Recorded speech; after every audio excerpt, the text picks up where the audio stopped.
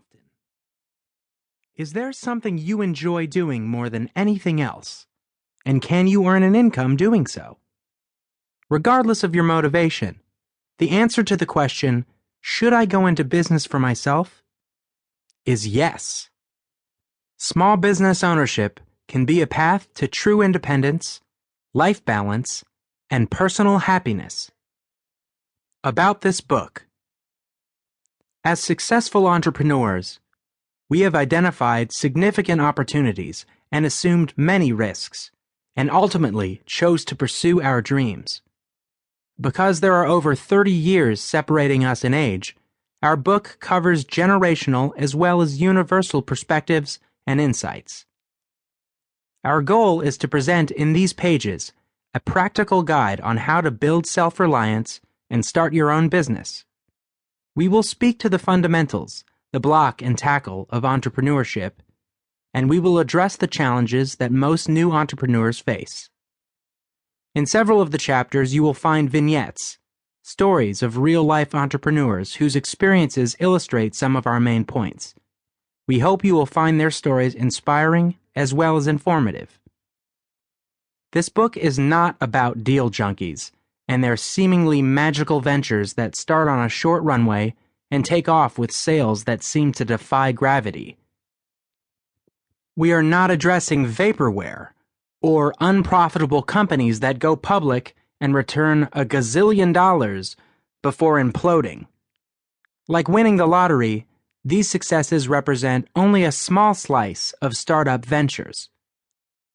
We firmly believe that the future security and prosperity of baby boomers and new college graduates, and all the generations in between, will be reached by encouraging entrepreneurship based upon sound business principles. Small businesses, and the entrepreneurs who start them, create more than 50% of American jobs.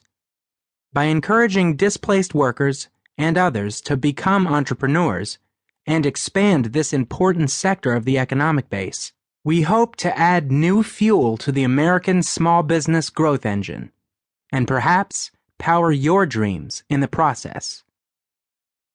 About the authors. So why should you care what we, David Nilssen and Jeff Levy, have to say about entrepreneurship and launching a small business? You should care because both of us started with little to nothing, and now we are living our dreams of not only running successful enterprises, but helping others launch their own businesses. We have faced the tough times, and we have certainly made our mistakes. Yet we persevered and overcame those challenges. Does this mean we're no longer making mistakes or crashing headfirst into brick walls? Absolutely not. The bumps and bruises are a natural part of starting and running a business.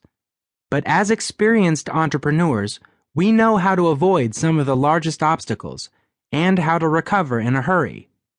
And this is what we'll teach you to do too. When we want to share a particularly important piece of information from personal experience, we'll convey it in an insert titled, From the Desk of. Neither of us has an advanced degree in finance or business, yet each of us has owned and successfully operated multiple small businesses and have experience helping to build partnerships and family businesses.